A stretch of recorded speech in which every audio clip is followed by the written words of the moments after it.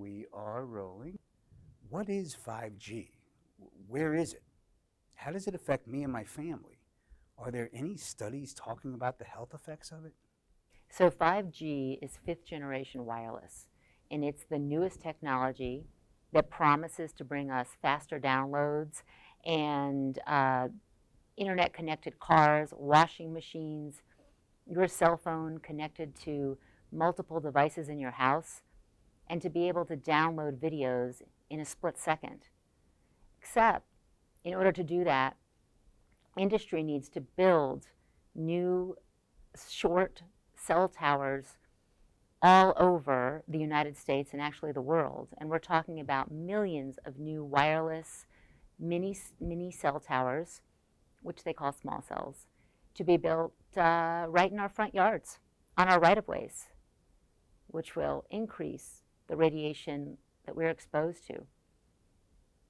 And cities all over the world are opposing this, passing ordinances to limit this build out, to have people have a say in a cell tower in front of their home, and to halt 5G until there's proof of safety. To what degree is 5G an emerging health and environmental risk? And tell us what a small cell is. Tell us more about 5G. If this was a big issue, wouldn't the mainstream media be talking about it? So this is not an emerging risk. This is an urgent, immediate health emergency, because scientists are already sounding the alarm on the technology that we have right now. Cell phones, Wi-Fi, and wireless. And they are saying we need to reduce exposure because of published, credible scientific evidence showing harm at levels that are perfectly legal. So 5G is going to be like what we have now, but on steroids. And not only that, they're going to add in new technology and frequencies never used before on the population, certainly not on insects, on our trees. And all the powers that be, not all, but many, are saying there is no proof of harm when there is proof of harm, because the standard setting authorities are industry filled and industry loyal. And that is the sad state of affairs that we're in. Does my local town have the right to say no to 5G, or is it a national thing? There are laws at every level. At the federal level, in some states, almost half of our states have laws that are making it easier to roll this out and harder for people to say no. I know that in cities, just to say what's happening worldwide, cities in Europe are saying no to 5G. For example, Kalamata, Greece, was a test city for 5G. And there are test cities all across the United States where different companies are testing out the 5G network. But in Kalamata, Greece, after being rejoicing in the fact that they were a test city several months ago, the people got organized, they got educated, and now they are calling a halt to 5G. They no longer want to be a test city. There are 130, the number might be more now, over 130 cities in Italy where the mayors or the elected officials have signed resolutions, statements saying no to 5G until safety is proven. And in the United States, we're in a little bit of a different situation. And we are told by our elected officials that we can't raise health concerns because of the interpretations of the Telecom Act, which we believe to be an overreach of the Telecom Act. It says that environmental concerns can't be considered in the siting of cell towers as long as our government radiation limits are, as long as we're in compliance. But I'll tell you what is happening. So in Petaluma, Los Altos, several cities in California, they are saying no small cells can be built on residential, the rights of way in residential areas. Some cities have passed setbacks from schools to have protective areas. And a local authority can actually retain their authority by passing ordinances that allow them to have as much control as possible over their land, if that makes sense. So you got to get involved. We have to start finding out, number one, like for me, several years ago and learning about this way back, it was like, well, who are my elected officials? Figure it out. Let's start talking to your elected officials. They are there for you. Talk to them about this issue and figure out what you can do. Call for transparency. If you have transparency in everything, then this will itself raise the awareness of everyone in your community.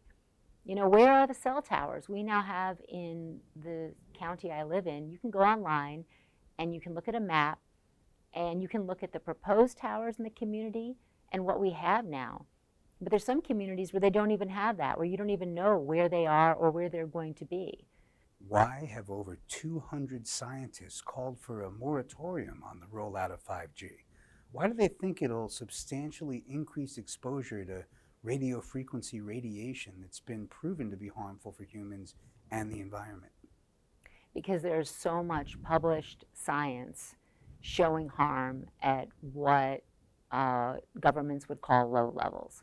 So everything from brain cancer, a type of brain cancer for people who've used cell phones for over 10 years in heavy use, and heavy use is defined as 30 minutes a day,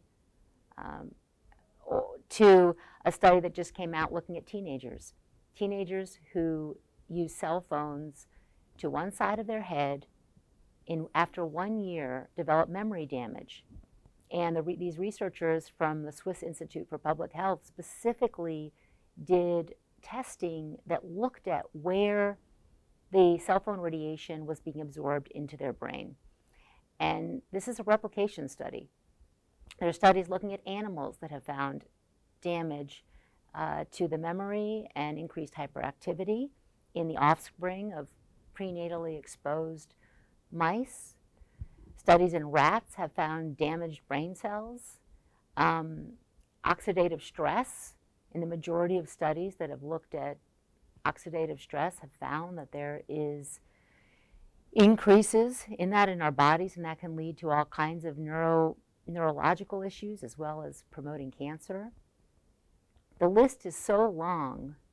DNA damage at the National Institutes of Health study on cell phone radiation in animals, which also found clear evidence of cancer. So all of these studies are just piling up year after year. I mean, every month I can't keep up with how many studies are being published showing harm. And yet they are dismissed time and time again by the authorities in various governments, especially in the United States, where we have captured agencies who are in charge. The FCC, which is former Verizon lawyers. When you leave the FCC, commissioners then become in charge of the wireless industry lobby groups or the cable companies. So there is no independent scientific review happening in the U.S. government. If you have an EMF meter and it's registering low exposure, does that mean the Wi-Fi in the other room or the cell phone on the counter are not creating any cell phone risk to you? Not actually, and this is probably one of the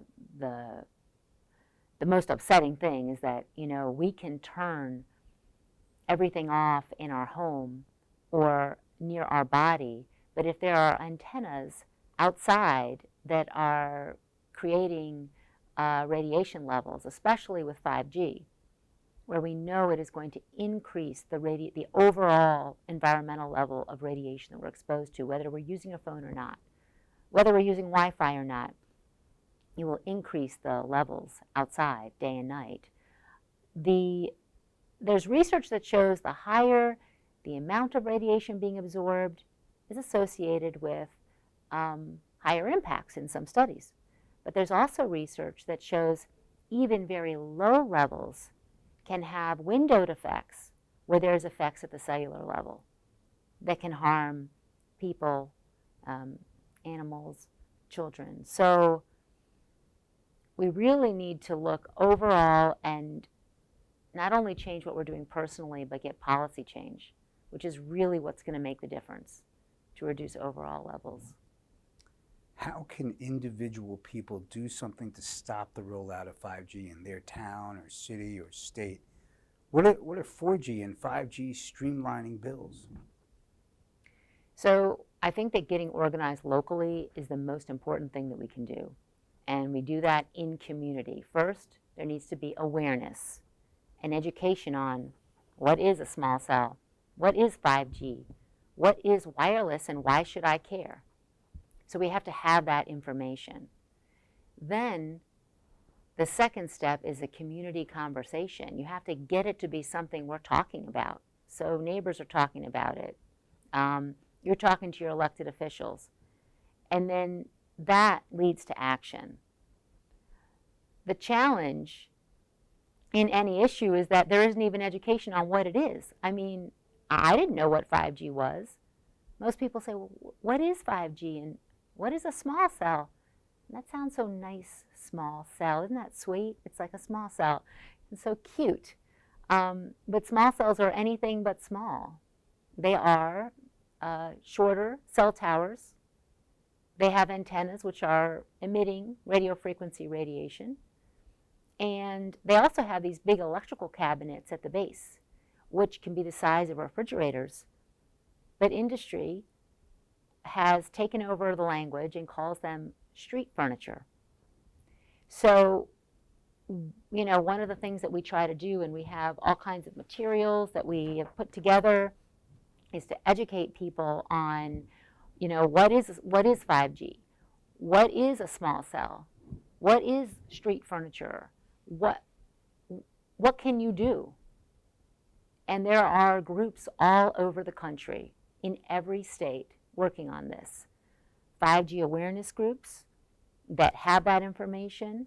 Environmental Health Trust at ehtrust.org. That is our organization. We have downloadable fact sheets that you can use. There's also an organization called 5G Crisis with signs, and things are happening. So awareness, conversation, action. Should schools ban Wi-Fi in classrooms, and why? Well, I believe that absolutely we should be using safe technology in schools. And Wi-Fi is not safe. It's linked to a myriad of adverse health impacts. So I can't imagine how we can't but not act on that. And thankfully there are PTAs and unions that are taking action on that in the United States and especially overseas. And schools are removing the Wi-Fi. They are putting in corded connections, because this isn't about no technology. It's about safe technology and responsible use of technology. You know, we rolled out in classes, like in our county, oh, everyone has to have a cell phone. We have to let them have a cell phone in middle school because, you know, they're older now and it's a special privilege. But what teachers are reporting is that this is not helping with education. In fact, it's distracting. Everyone's videotaping each other. They're having arguments in class while the teacher is trying to do a lesson over the chat or over these messaging apps. So we have to rein all of this in and have a conversation about what does responsible technology look like in the classroom? How can it really help us meet our educational goals? And how do we implement it in the safest way possible, which is with wired connections, not with Wi-Fi.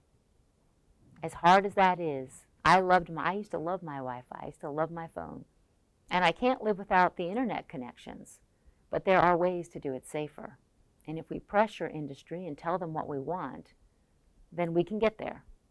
But if we say, oh, it's everywhere, I'm overwhelmed, I can't handle this right now, it's too much. It's so hard to talk to my kids about it because they get mad at me. Look, I know. Then we won't get anywhere. Can you be more specific about how wireless radiation from cell phones affects our brains and share a little bit more about the studies that prove it? Well, when you take a phone and you put it to your head, there are antennas at the top of the phone and at the bottom of the phone.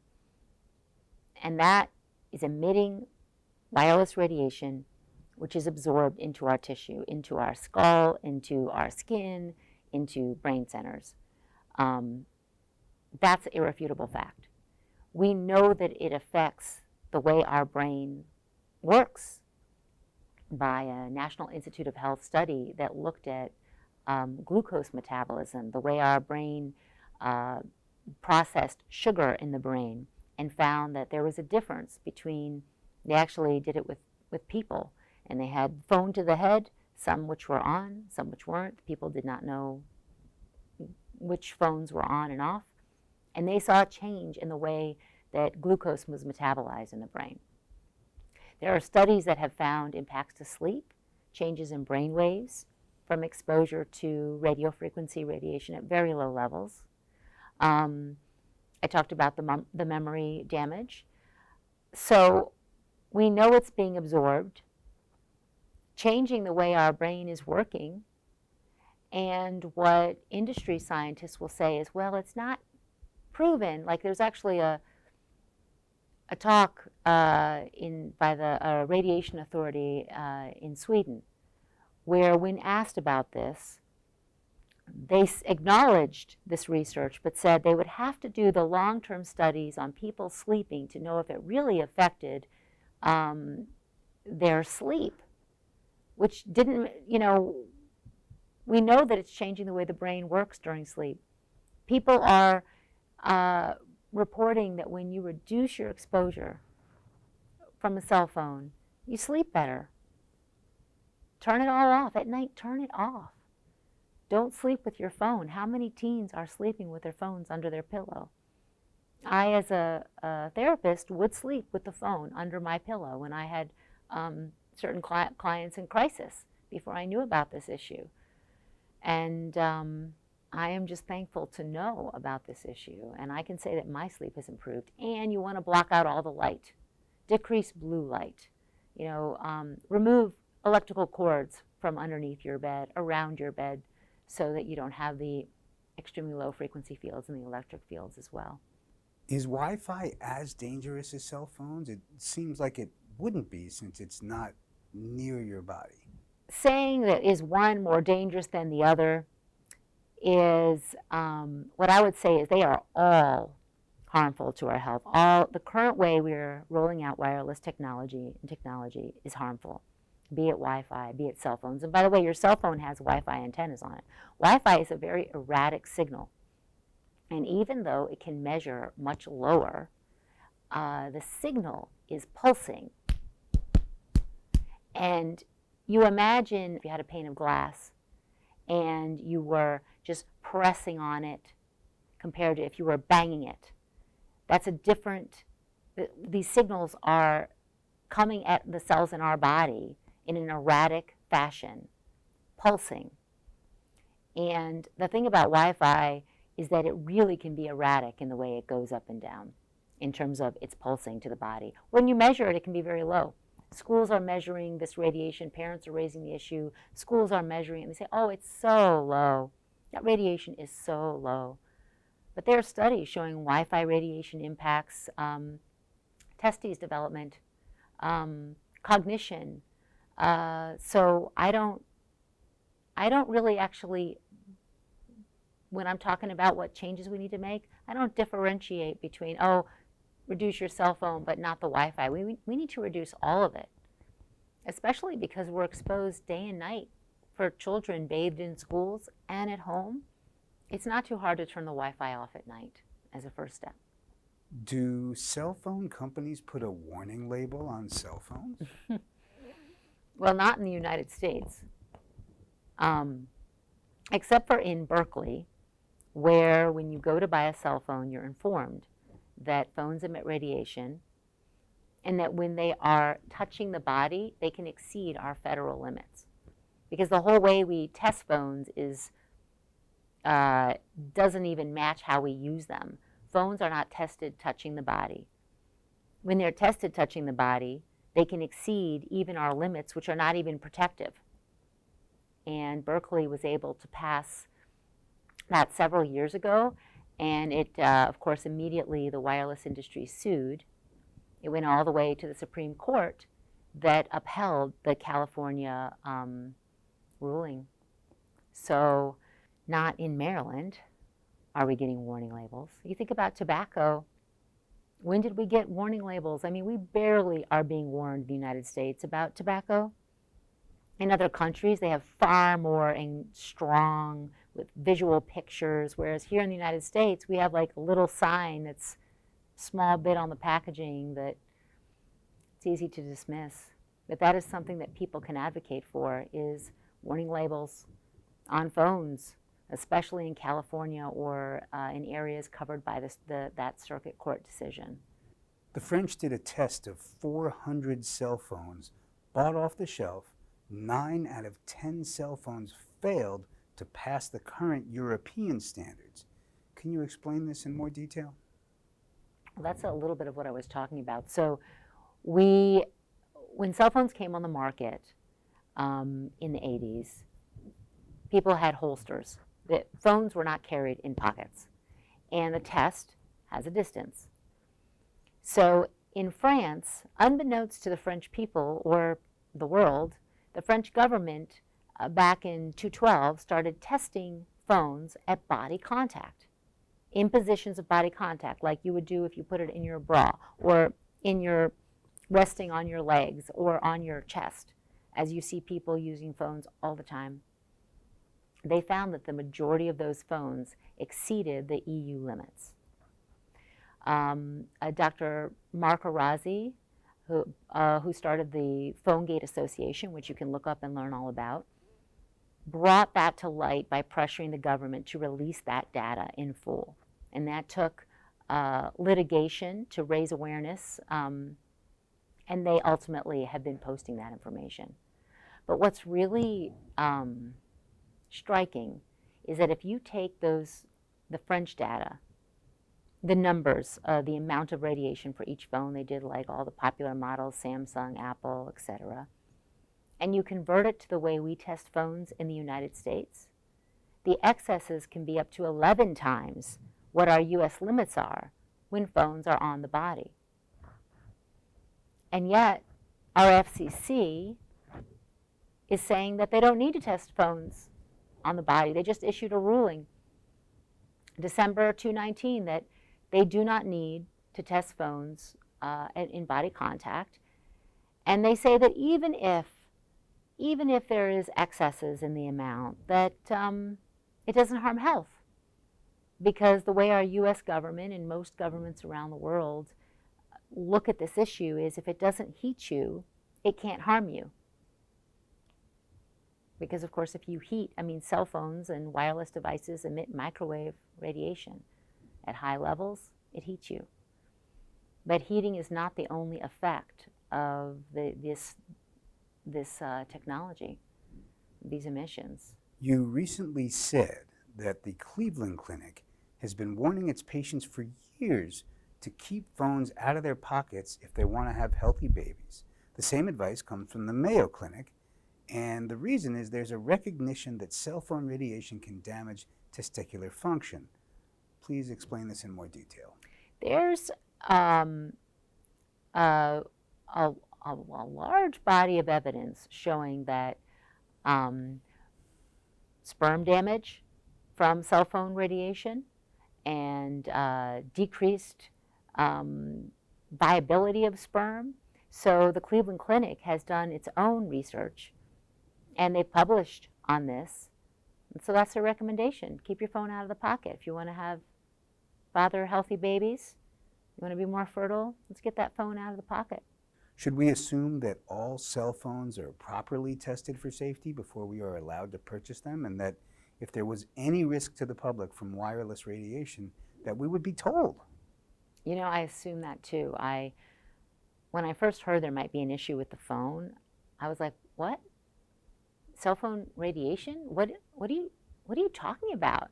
And then I thought, well, of course cell phones are safe. Of course they tested this for long-term safety. I mean, surely you would not market a device to me and my kids if it weren't safe. But there was no pre-market safety testing for long-term exposure. They only tested the heat, how much heat, and what they did is the tests are really based on animals, and when they got so hot that they had hungry rodents, when they stopped pressing a lever for food, they said, that's the magic number. That's the heating. They decided that was the number, and that's the number we use now based on heating. It's just, they didn't have studies on people who'd use cell phones for long term. They didn't look at a child's developing brain to see what would be the impact prenatally. What's the impact to a 1-year-old? I mean, kids' brains are rapidly developing. Their frontal lobe is developing. Their brains are myelinating. All of that is happening. What about the eyes? What about this radiation's impact to our eyes and all the membranes in our body? That was not looked into. And there have been researchers that have been calling out this for decades now. And this is why we all have to get educated and organized and start talking about this, because there is a lot we can do. You've mentioned that keeping a cell phone in your pocket for men is a high-risk thing to do. How about a cell phone in a bra? Yeah, so there is published case reports of young women with no family history of cancer, developing breast cancer, an unusual kind of breast cancer, directly under where they stored the phone in their bra. And so even breast cancer surgeons are recommending keep the cell phone out of the bra. Make your bra a no cell phone zone. And I never did this myself, but I am impressed as every time I talk about this, how many people come up to me, they put the cell phone in their bra. So you imagine that's just right at body contact, exactly what our government does not test, and that's a very high exposure. The breast is a unique kind of tissue, and women need to protect themselves and get educated on this. There's even bras that have pockets for our phones, because no one's aware.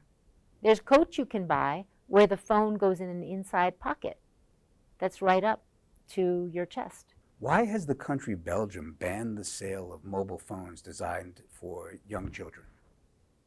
A few years ago, Belgium had a new law where phones designed for young children are banned because of the radiation issue.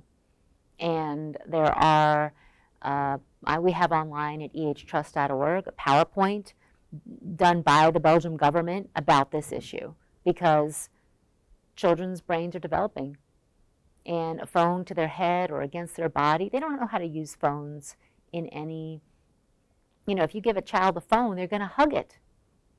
That's what kids do. It's right up to their body. So they're not the only country that's done that, actually. France has as well. And there's also bans on advertising to children in France and in French Polynesia, for example. And they mandate that advertising show people keeping a distance from their phone or using a headset.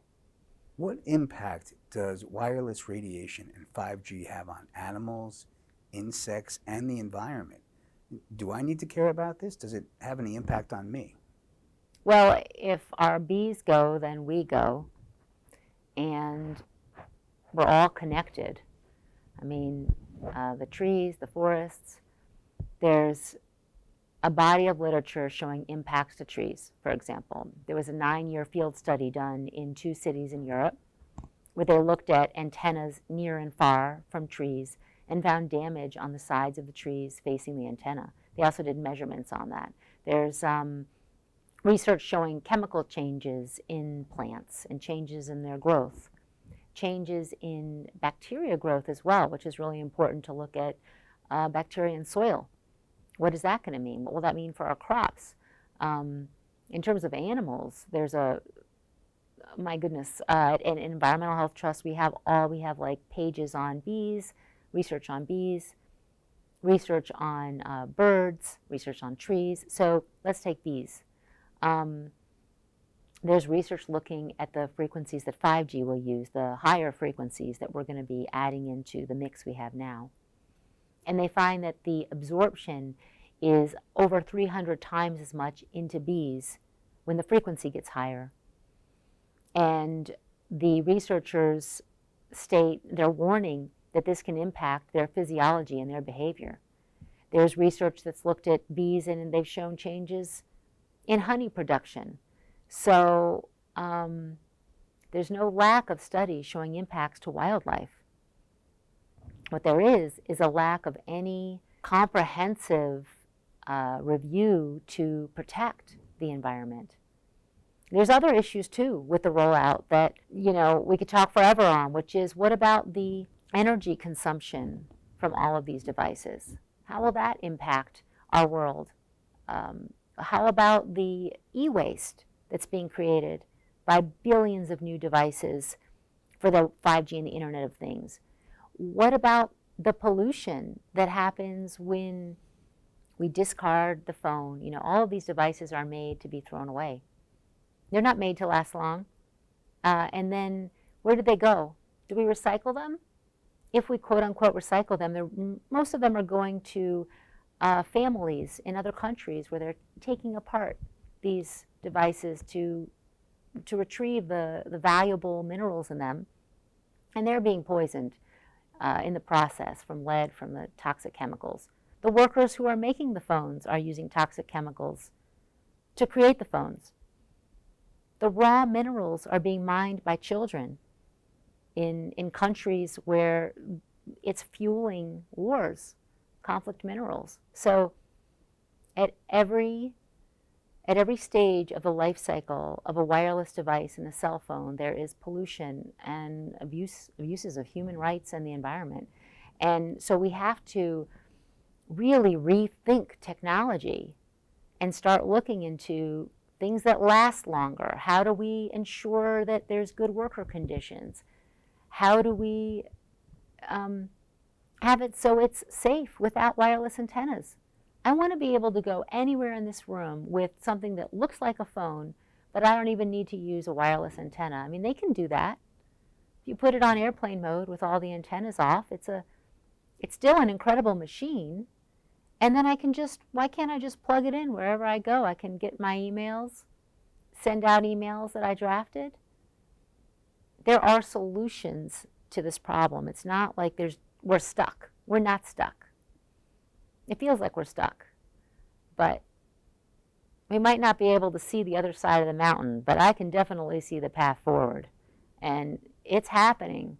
It has to happen. We have to make these changes because our current use of technology is not sustainable. You recently said that when you have a phone in your pocket, it's a two-way microwave radio.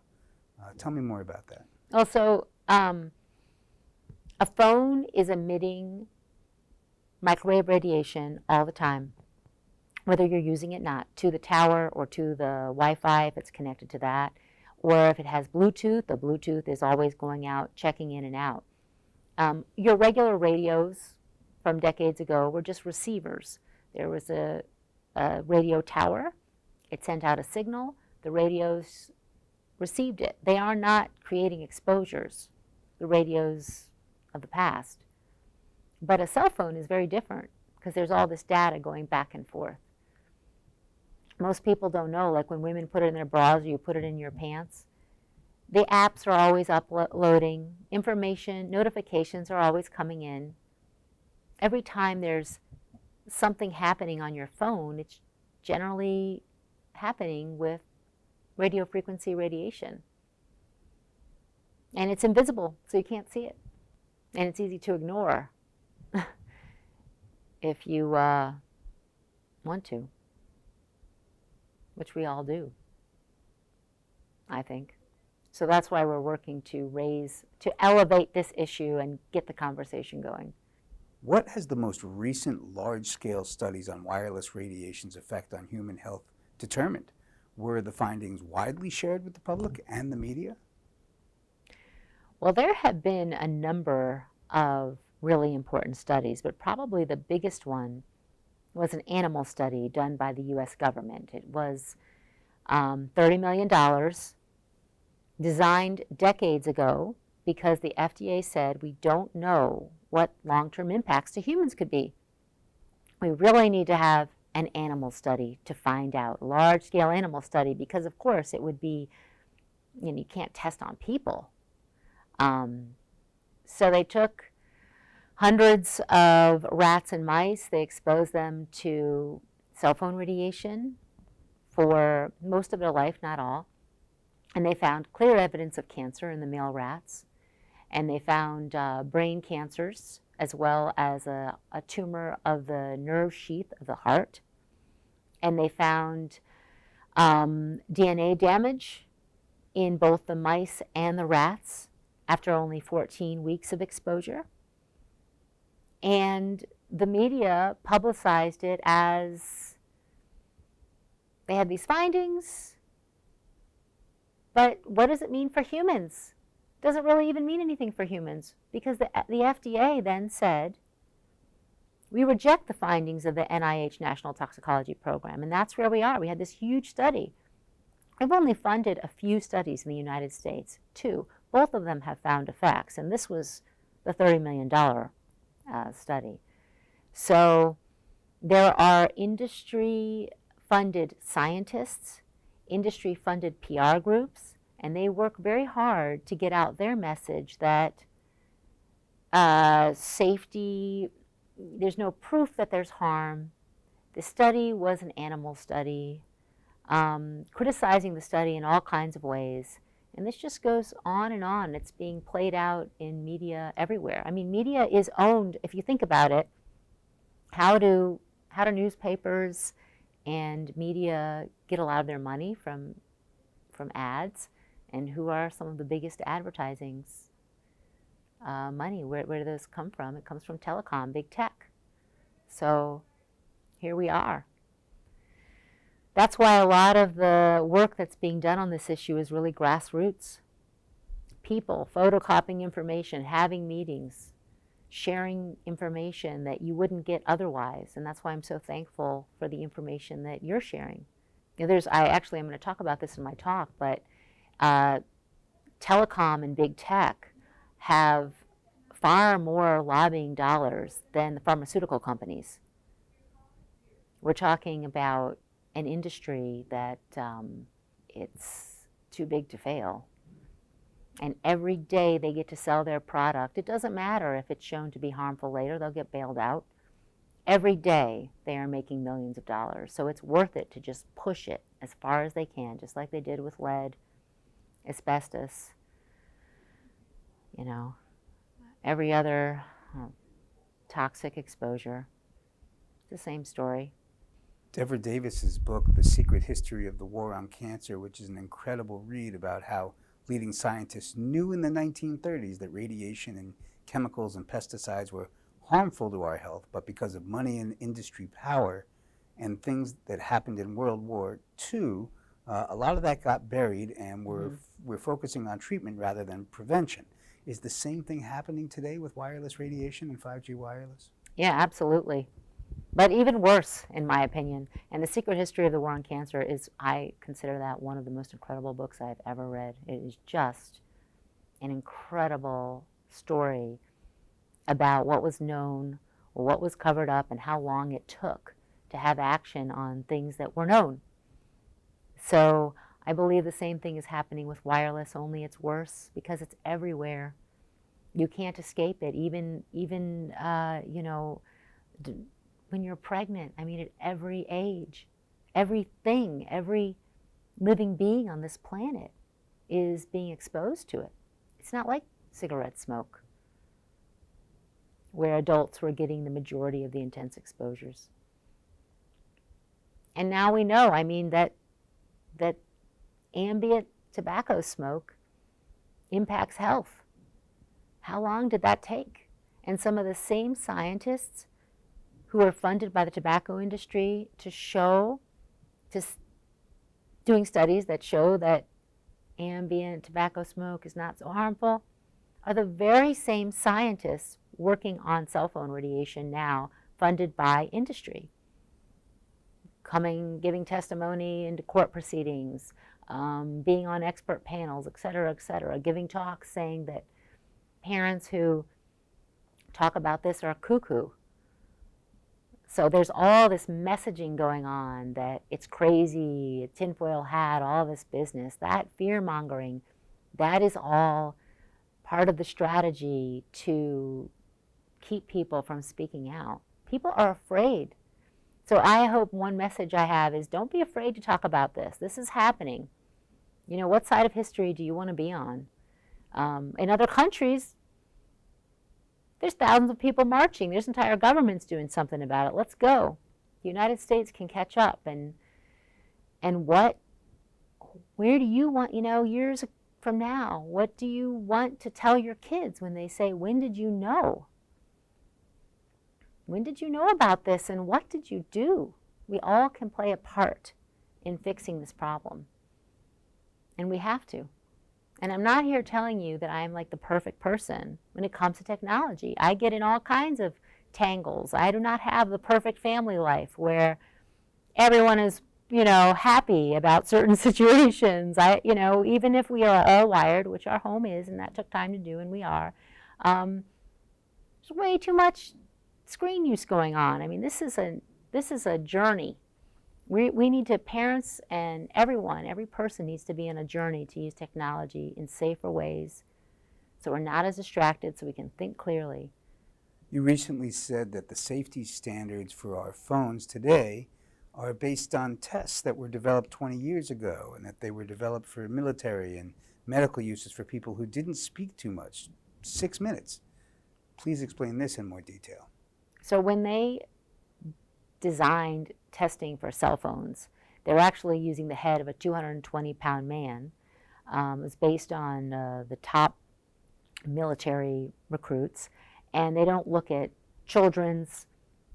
the way of children's physiology, how small they are. So research that's looked at children and adults, for example, has found that children are more exposed. The cell phone radiation penetrates deeper into their heads, into brain regions that are, critical for memory and thinking and all of that.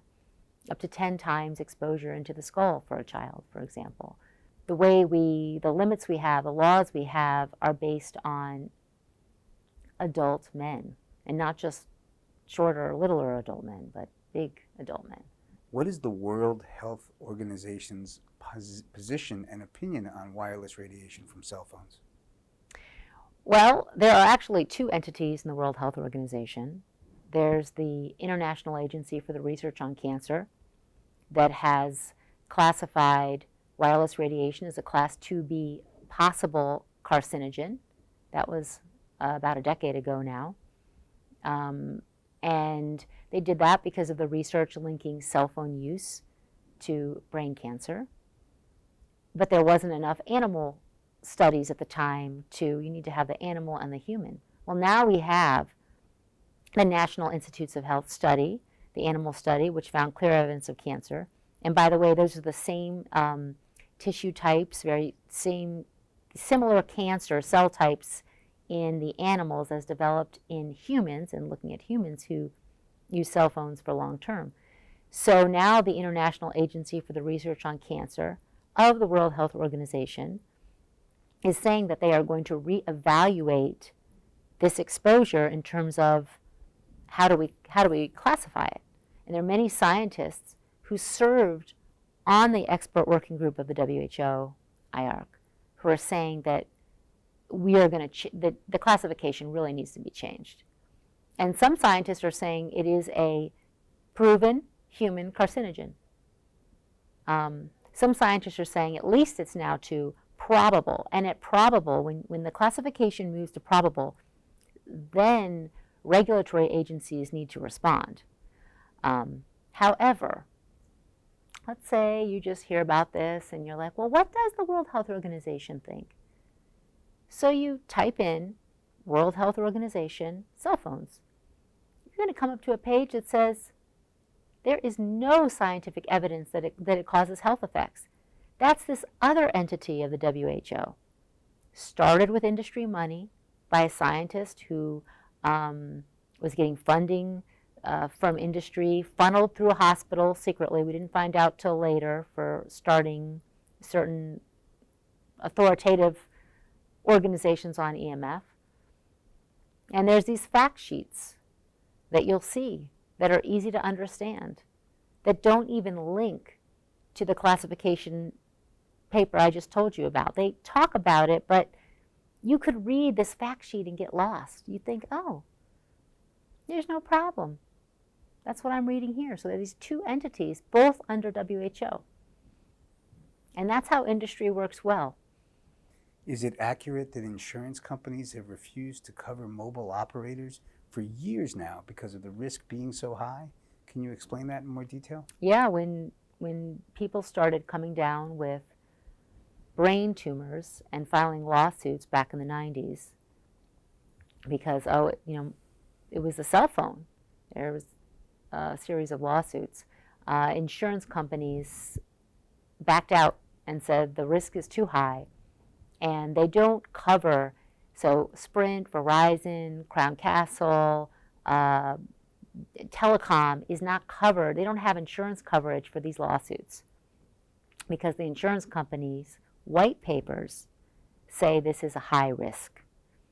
There's a white paper that just came out by Swiss Re that classifies it as 5G as quote-unquote off the leash and rates it as a high emerging risk, with the damages having a long latency, meaning we won't see it for a long time, but there could be damages down the road. And do you really want to cover this when you know you're going to have to pay up in time? Sometimes you have to buy pollution policies to cover electromagnetic fields because electromagnetic fields are defined as a pollutant. They're even defined as a pollutant by coverage you buy for your phone. So like if it falls, or you can buy consumers can buy insurance coverage for their phones for a little bit extra a month. It says in the fine print that electromagnetic fields are defined under pollutants. It doesn't say only above legal limits. It says electromagnetic fields and microwaves. So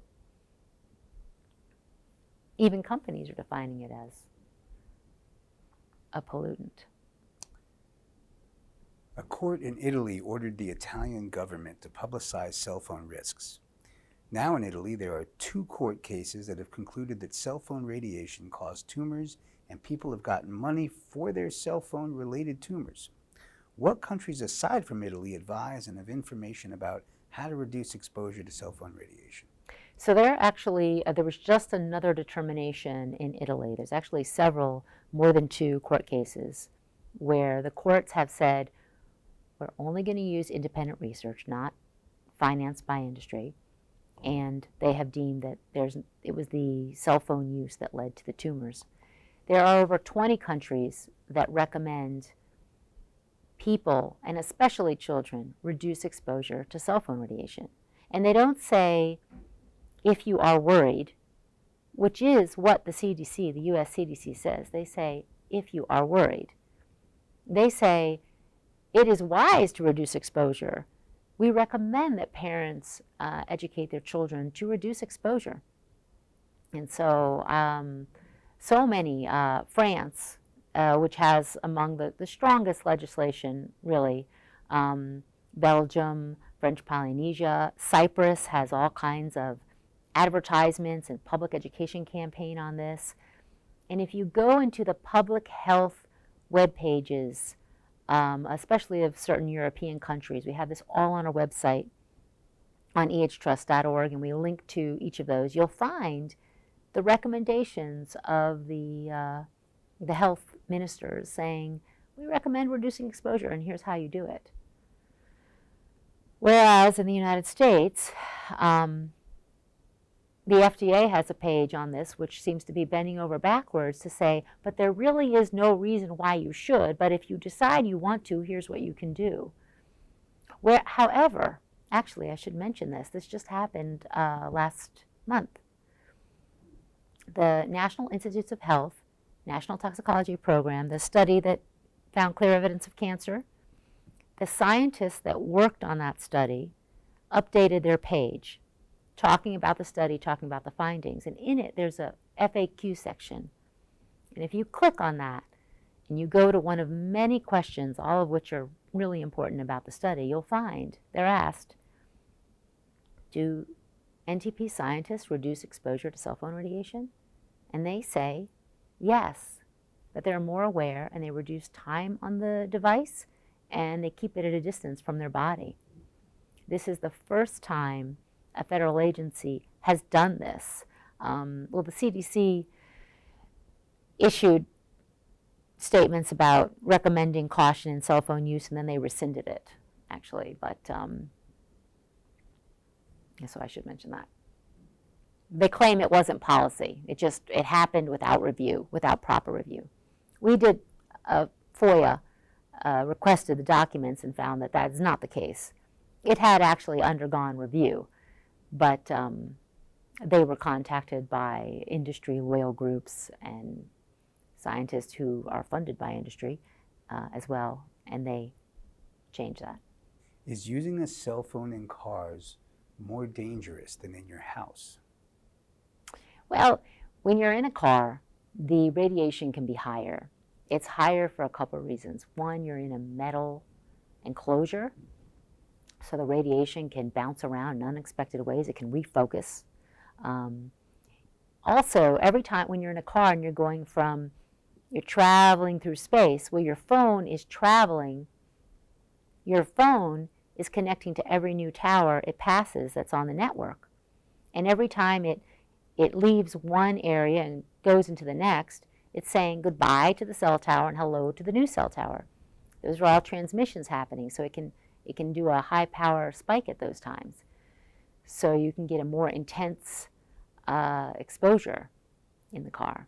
So we recommend that you turn the phone off in the car. It's also distracting. Turn it off in the car, and if wireless devices like iPads and all these things that parents are giving their kids, have them turned off. Or if you must, don't have it on their body. Make sure that the radiation antennas are off so that they're just watching pre-downloaded movies and things. I mean, I've been on many a car ride traveling, 12 hours, and we needed, or well, so we thought, we watched movies. It was part of the whole situation. We did other things too, but, I don't know. All I know is, maybe we should have only done car games where you're looking outside and you're kind of looking at the license plate, and that's such a special time that I remember. But it doesn't need to be radiating. And I don't think people are aware of that. In fact, countries say that. There's several countries that's part of their recommendations on what to do. Turn it off in the car. Can you sum up everything we've talked about today in 15 seconds? In 15 seconds. Don't assume that cell phones and wireless are safe. Scientists are ringing the alarm bell because there are thousands of studies showing harm. And it's time that we take action on this by getting educated, reducing exposure in our communities, and talking to our elected officials so we can get meaningful policy change. That is how we're going to fix this, is by policy change. And I believe that we can do it. We just need the political will. We need everyone speaking up, and we have to give courage to our elected officials to take action on this. Because businesses can do the right thing, but they have to be pressured into it. We can do this. What's the one thing I must do today? Don't sleep with your cell phone. Keep it off your body, and talk to your elected officials about stopping 5G. Why do you find it important to come here and speak at the Real Truth About Health conference? I am just excited to be having an audience of educated people who are taking the time to get information that they might not find anywhere else, because we're not able to get this information out as easily on, network news or the newspapers that we think would have that information. So I think that it is an opportunity to reach thousands of people with this important information that we have a right to know. And the only way to get the word out is to take the time to get educated on this. And so I'm thankful that you're doing this, that you put this together with this important information.